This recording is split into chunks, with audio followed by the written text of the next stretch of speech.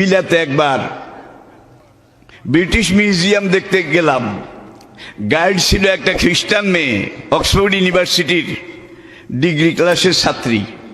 সে আমার গাইড। মিউজিয়ামের গেটে গিয়ে সে আমাকে জিজ্ঞাসা করে, my dear friend, what do you want to see in this museum?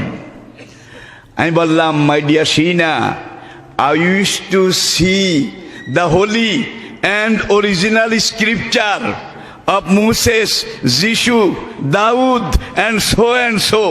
দাউদের আসল কি? জাবুর। আসল জাবুর কিতাব, যেটার ভাষা ছিল ইউনানি। আমি দেখতে চাই তাওরাতের আসল কপি, অরিজিন স্ক্রিপচার। আমি দেখতে চাই ঈসা আলাইহিস সালামের আসল কপি, যেটা ইনজিল সুরিয়ানি ভাষায়, সুরিয়ানি ঈসা আলাইহিস সালামের উপরে নাজিল হয়েছিল। এই অরিজিন ওল্ড স্ক্রিপচার এগুলো আমি দেখতে চাই। খ্রিস্টান মেয়ে শিনা হেসে দিল, নো নো, নেভার নেভার। হ্যাঁ, এগুলো আমাদের কাছে আছে, কিন্তু যা আছে অরিজিন স্ক্রিপচার বলতে কোনোটা নাই, আসল বলতে কোনোটা নেই। আমাদের এই বিভিন্ন কর্নারে তাওরাত আছে, জবুর আছে, ইনজিল আছে, বেদ আছে, গীতা আছে, উপনিষদ আছে, but all are translation, translation and translation. তিনবার ট্রান্সলেশন, ট্রান্সলেশন অ্যান্ড ট্রান্সলেশন। আমি বললাম, my dear Sheena, what do you mean by using word translation 3 times? তুমি ট্রান্সলেশন শব্দটা একবার বললেও তো হয়তো, তিনবার বললে কেন? সে বলে, my dear friend, I mean those are translated from the translation, not from the original.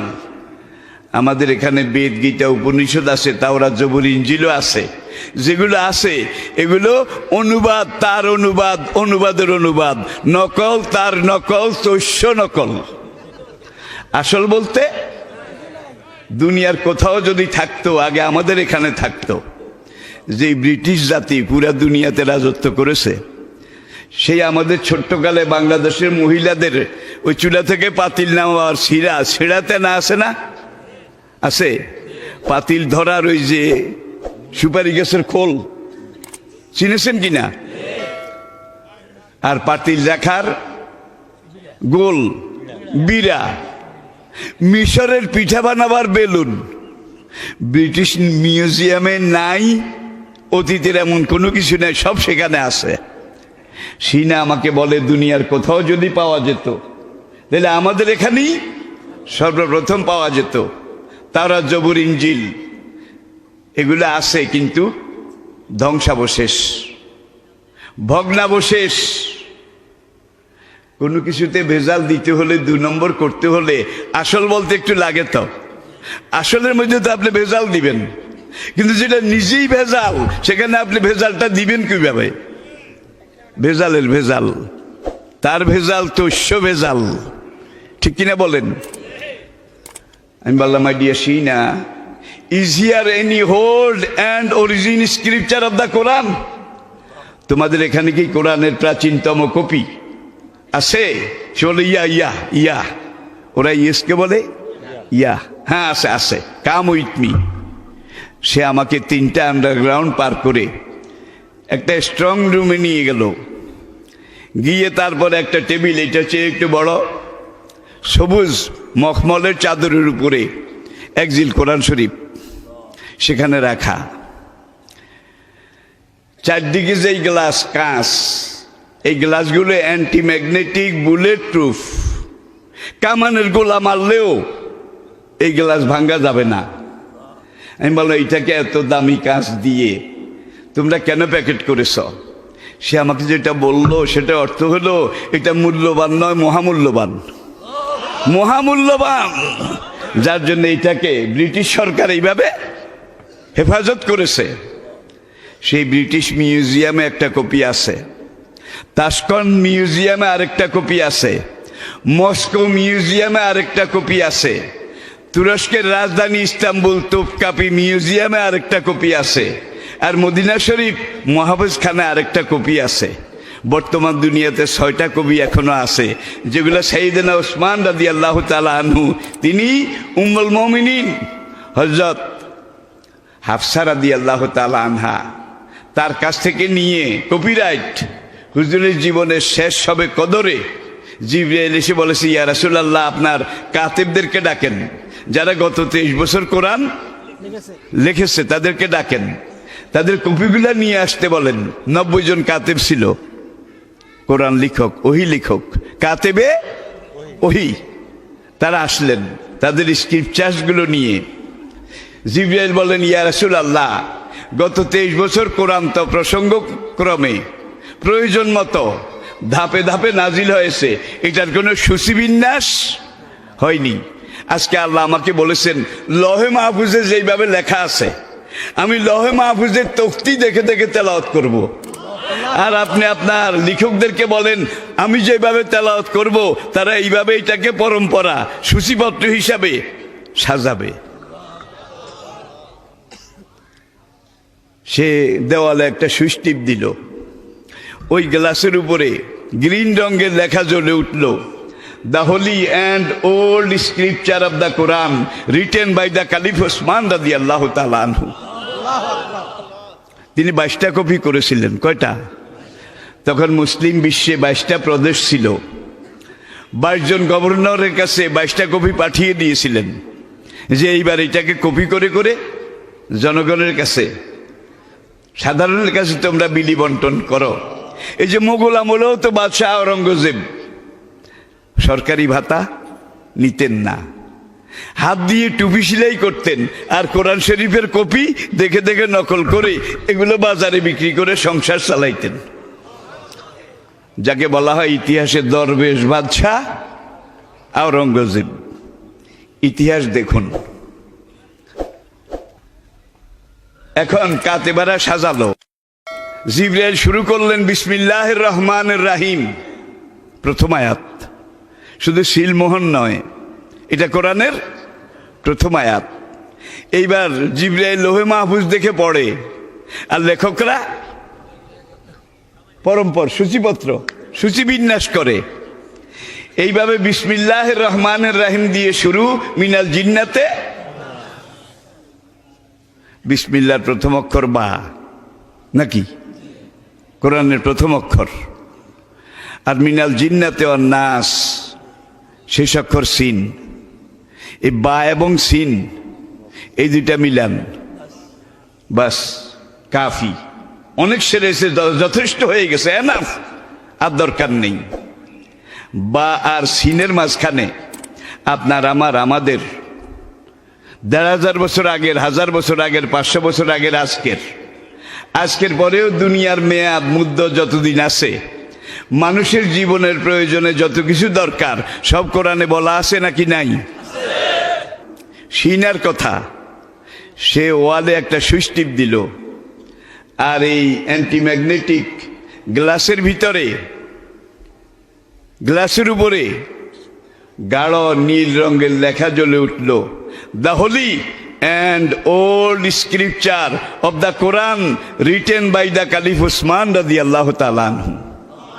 হযরত ওসমানের লেখা প্রাচীনতম কোরআনের কপি। আমি বললাম, মাই ডিয়ার সিনা, আমি কোরআন পড়তে জানি, কিছু অর্থ টর্থও বুঝি, তোমরা ব্রিটিশ জাতি, তোমাদেরকে পুরো বিশ্বাস করা যায় না। হতে পারে কোরআন হিসাবে এটাকে এইভাবে বানিয়ে সাজিয়ে কাছের বাক্সের মধ্যে রেখেছ, এইটা যে আমার অরিজিনাল কোরআন, এটা আমাকে পড়ে দেখতে হবে, এটা খোলা লাগবে। এখন সে আমাকে বলে, তুমি ওই গ্লাসের উপরে, এই কাঁচের উপরে আবার 3টা সুই আছে, তুমি 2 নম্বর সুইচটা টিপো। আমি বললাম, তুমি আসো না, আমি শুধু পড়বো, দেখবো, পাতা উল্টাবে, তুমি টিপ দাও। I fear it, I fear it, আমি এইটারে ডরাই। দেখছেন কারবার, সানুল কিয়াফি কুলুবিল্লাযিনা কাফারুর রুবা, আল্লাহু আকবার। কিন্তু কিছুক্ষণ আগে তাওরাত, জবুর, ইনজিল নামে যেগুলো আসিল দেখাইছে, এগুলো সে করে কচুর শাকের মতো গাছছে। কোরআনের এই গ্লাসের সুইচটা টিপতে বললাম, সে বলে আমি এটাকে ভয় করি। সানুলকিয়া ফি কুলুবিল্লাযিনা কাফারুর রুবা।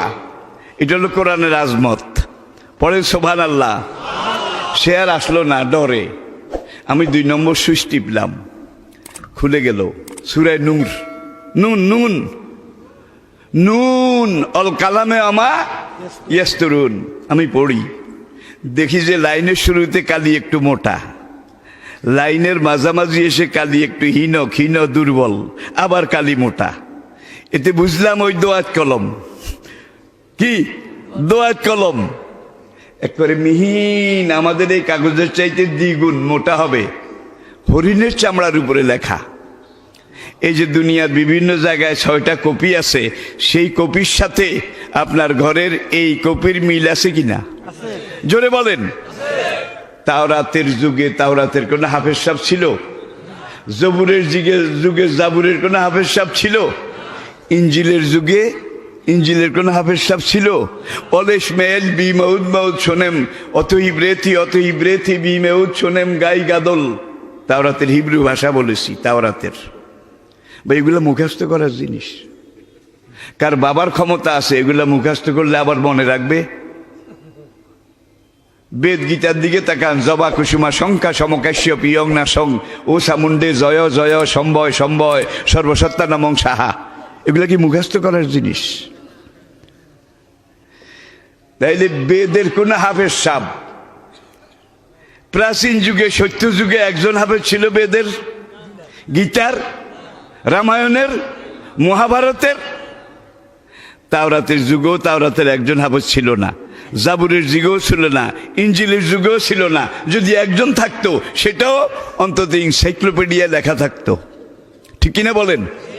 আর কোরআন যেদিন থেকে নাজিল শুরু, এদিন থেকে হাফেজ শুরু। কারণটা কি? ওলাকাদ ইয়াসসারনাল কুরআনা লিযিকরি ফাহাল মিন মুদ্দাকির। একটা সূরার মধ্যে আল্লাহ এই কথাটা 5 বার বলেছেন। কয়বার? 5 বার। গুরুত্ব কমাবার জন্য না বাড়াবার জন্য? ওলাকাদ ইয়াসসারনা, অ্যাটেনশন প্লিজ। নিঃসন্দেহে আমি সবচাইতে সহজ করে দিয়েছি আল কোরআনা।